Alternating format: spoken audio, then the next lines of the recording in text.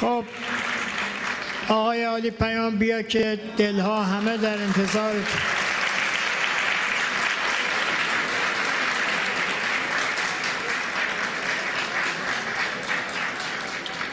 این دفعه عصاش نیورده، خیالتون راحت باشه، هیچ دست به عصا نیست و هر چیز دلش میخوام. من قبل از اینکه شروع کنم به شعر خوندن لازم میدونم که ضایعه از دست دادن سیمین دانشور،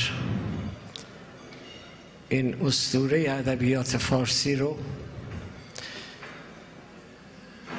به نوبه خودم هم به جامعه ادبی ایران، هم به مردم ایران، هم به همه فارسی زبانهای جهان، هم به همه ادیبان جهان تسلیت بگم. هرچند یک بار اینجا گفتم بزرگان فقط تاریخ تولد دارند، تاریخ مرگ ندارند، چون من جداً باور دارم که سیمین دانشور مردنی نیست. مگه میتونه سیمین دانشور بمیره؟ تا ابد در تاریخ ادبیات ما زنده است.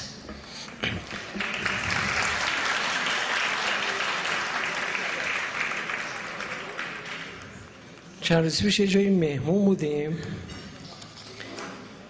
این صابخونه از این ضد انقلابا بود، ماهواره داشت تو خونش. من که تا حالا ندیده بودم، نشستیم تماشا کردیم، بعد دیدم تو روسیه خیلی شلوغ پلوغه میزدن اینا. یه دو بیت در این رابطه تقدیمتون میکنم.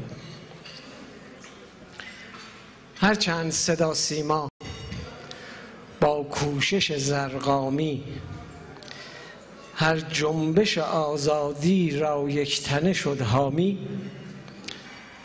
بعد از یمن و مصر و تونس و سپس بحرین تا روسیه هم آمد بیداری اسلامی.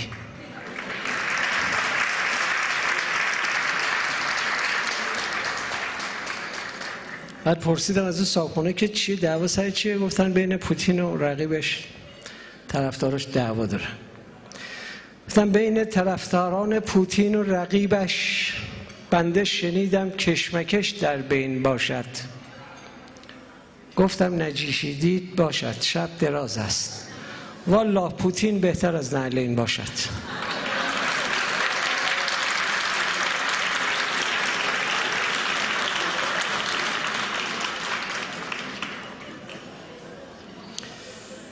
بله، یه دو بیتی خوبم از خانم الهی ملک محمدی به دستم رسید، بخونم براتون. هرچند که بابای من از من به در آمد، صد مژده که ایام جهادش به سر آمد. سال جهاد اقتصادی رو تموم کردیم. ای کاش پس از 1 سنه از کار مضاعف، امسال شود سال رسیدن به درآمد.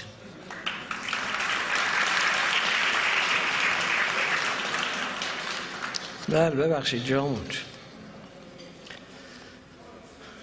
ماجرا خانم گلشیفته فراهانی رو که همتون در جریان هستید، ایشون یه عکسی ازش تو دنیای مجازی پخش شد، بدون پیراهن، یه عده مخالف یه عده موافق، و من اصلا موضع‌گیری نمی‌کنم که موافقم یا مخالفم یا هرچی. اونها استدلالای خودشونو دارن، اینا هم استدلالای خودشونو دارن.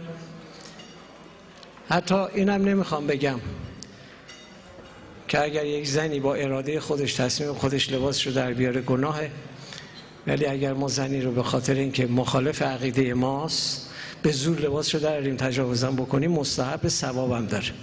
اینم به من مربوط نیست.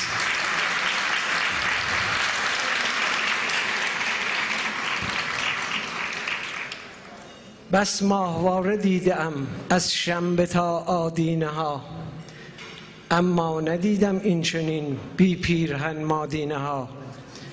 رو سینه را چون سینه ها هفتاب شوی از کینه ها، بعد از فرار مغزها اینک فرار سینه ها.